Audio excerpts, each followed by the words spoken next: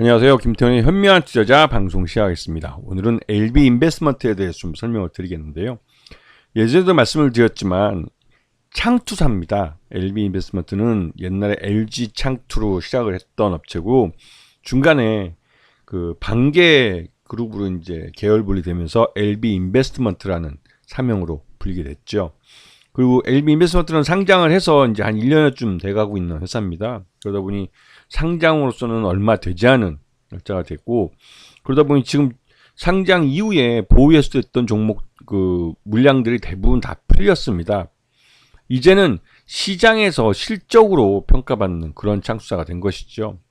그리고 이 LB 인베스트먼트는 이 창투 1세대라고 부를 만큼 오래된 업력을 갖고 있고, 지금 기존에 투자했던 회사를 보면 하이브나 LX 세미콘, 그 다음에 카카오 게임즈나 무신사, 또 이런 이름만 되면 알만한 크래프톤 같은 회사들을 투자를 해서 꽤 짭짤하게 수익을 봤던 그런 업체이기도 하죠. 그리고 만든 펀드들을 보면 LB 제미니 신성장이나 LB 크로스보더 펀드 2 이렇게 다양하게 그 펀드들과 투자 조합을 만들었고, 이를 통해서 다양하게 투자를 해왔습니다. 그래서 뭐 이 회사가 투자했던 회사 중에 펄어비스 같은 회사는 이미 상장도 했고, 그래서 투자금을 일부 회수했고요. 크래프톤도 상장 이후에 투자금을 회수를 했습니다. 하이브도 마찬가지고요. 그러면서 이 확실히 이제 투자도 잘하고 관리도 잘하는, 그리고 투자 종목을 잘 찾아내는 그런 실력 있는 창투사로 이름이 알려져 있죠. 그리고 이 회사가 지금 IPO에 성공한 종목들, 이름만 되면 알만한 종목도 이렇게 많고, 또한 M&A나 세컨더리 펀드를 통해서 이 회수에 성공한 그런 경우도 많습니다. 그래서 이런 창투사를 볼 때 이 회사가 운영해서 갖고 있는 투자 조합이나 PF 등을 보셔야만 이 회사가 향후 어떻게 돈을 벌 것이냐, 그리고 기본적으로 창투사는 그 펀드를 만들어서 그 관리하고 운영을 할 때 관리 보수라는 걸 받습니다. 이건 이제 운영 중에 받는 거고요. 운영이 끝나고 이제 해산을 하게 되면 그 청산한 이후에 거기서 그 목표 수익률 플러스 알파를 달성하면 그 플러스 알파에 대한 성과 보수 수수료를 받게 됩니다. 그래서 이제 이런 것들을 수익원으로 하고 있기 때문에 이 회사가 갖고 있는 펀드들이 언제 만기가 되고 언제 해산인지 그 부분을 파악해 두시는 게 창투사들의 실적을 가늠할 수 있는 중요한 방법이 되죠. 지금 보시게 되면 2025년에 이 해산되는 것들이 있고 24년에 해산되는 것들이 있습니다. 24년 중에 해산되는 것 중에 6월 1일에 해산되는 것은 그 하반기 중에 해산이 끝나고 정산이 끝나서 그에 대한 수수료가, 성과 수수료도 입금이 될 가능성이 크죠.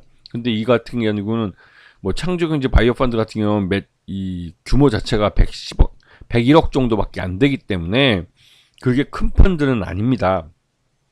뭐 미래창조 LB 선도기업 투자펀드 20호 같은 경우는 1159억짜리 펀드이기 때문에 규모가 꽤 되는 것이죠. 이렇게 큰 규모의 펀드들이 해산이 될 때 여기서 수익이 난다면 성과 수수료를 많이 받게 됩니다. 그리고 이렇게 큰 펀드들이 운영을 할 때 관리 보수를 최소 1년에 한 1% 정도 받기 때문에 규모가 크면 클수록 받는 관리 수수료도 많게 되는 거죠. 그러면 실적을 좋게 가져갈 가능성이 높습니다. 즉 안정적으로 가져갈 수 있는 것이죠. 그래서 펀드의 규모, 또 펀드의 해산 날짜, 이런 것들을 파악을 하시고 창투사에 투자하실 때 좋은 타이밍을 잡을 수 있는 그런 방법이 될 수도 있습니다.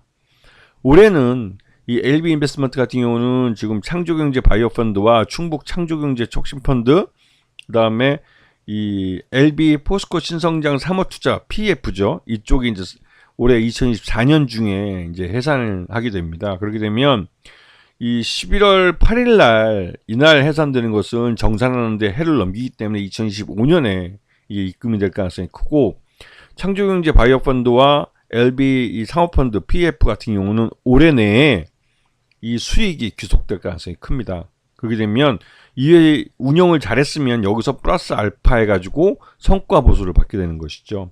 그런 부분 때문에도 LB의 실적이 좋아질 가능성이 큽니다.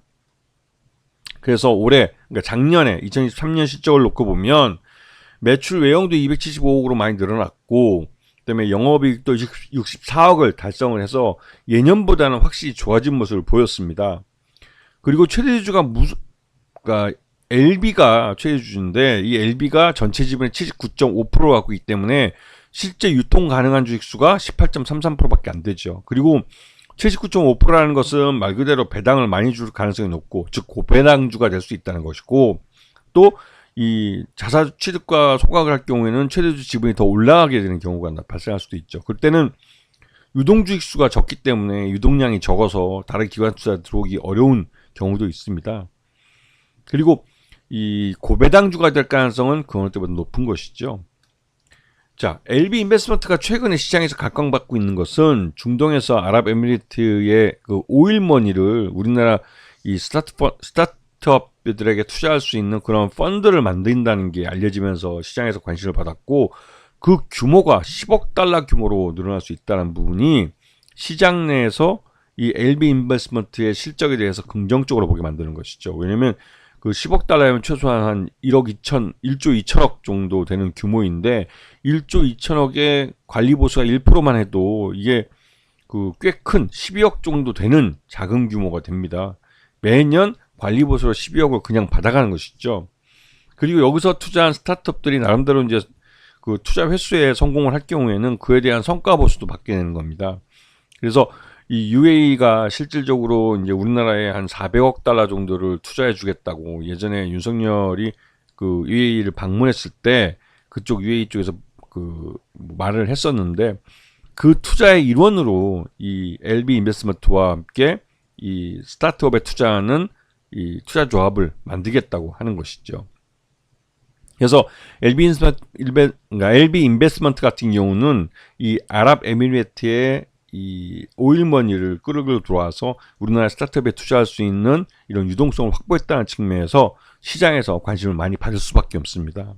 그리고 이 갖고 들어온 이 10억 달러의 자금은 우리나라 자본시장에 풀리게 되는 돈이 되는 거죠. 자, 이 LB 인베스트먼트는 상장 이후에 주가가 계속 흘러내렸습니다. 상장 초에 그때는 유동성이 좀 있는 유동성 장세 중에 상장을 했기 때문에 물론 그때 이제 금리 인상을 하고 있을 때였긴 했죠. 그 여파로 때문에 주가가 많이 고평가됐었는데 그 이후로 주가가 많이 흘러내려서 지금 작년 하반기 같은 경우는 적정 주가가 4분기 실제로 봤을 때 5,600원 정도를 평가해서 그 올해 들어와서 주가는 그보다 저평가되어 있는 상태로 흘러내려갔습니다. 이렇게 흘러내려간 이유는 그 금리 인하에 대한 기대감이 점점 뒤로 늦춰지면서 이 창수자들이 새로운 펀드를 만들 수 있는 유동성이 부족했기 때문에 그렇죠. 그런 점 때문에도 LB 인베스트먼트도 신규 펀드를 만드는데 어려움을 겪고 그에 따라 실적이 나빠질 수도 있다는 우려감이 있었습니다. 이거는 항상 기준금리 인상 때문에 시장의 유동성이 빠져나가면 창수자들은 신규 펀드를 만드는데 굉장히 어려움을 겪게 됩니다. 그런데 그런 부분 때문에도 저평가됐던 요인이 있고, 요번에 아랍에미리트가 여기에 10억 달러를 투자해 준다고 하면서 그 10억 달러라는 그 펀드를 스타트업에 투자하는 펀드를 만들고 그 운영 책임을 LB 인베스트먼트가 지게 되면서 LB 인베스트먼트는 기본적으로 관리 수수료를 받게 되고 장기적으로 봤을 때 안정적으로 10억 달러라는 이 1조 2천억이나 되는 자금을 운용할 수 있는 그런 책임과 권리를 갖게 되기 때문에 LB 인베스트먼트는 실적이 좋아질 수밖에 없는 것이죠. 그런 부분 때문에 이 지금 저평가되어 있던 주가가 한 방에 이 아랍에미리트의 투자금 소식을 시장에 듣고 나서 곧바로 그냥 주가에 그냥 반영이 돼버리는 겁니다. 실적에. 작년 12월 달 기준으로 봤을 때 LB 인베스트먼트는 벌써 5,600원 정도의 적정 주가를 갖고 있었습니다. 하지만 그보다 저평가되고 있었던 것은 앞에도 잠깐 말씀드렸지만 시장 내에 유동성이 부족한 부분이기 때문에 신규로 펀드를 만드는데 굉장히 어려움을 겪어왔었고, 그런 부분을 아랍에미리트 자금이 해소시켜준 것이 주가를 그 실적에 따라서 움직일 수 있게 만든 모멘텀을 제공해 준 것이죠. 이런 부분들을 잘 보시면서 창수자들의 접근을 하시면 충분히 좋은 투자 기회를 잡으실 수 있을 겁니다. 아시겠죠? 자, 오늘 방송 여기서 마치겠습니다. 감사합니다.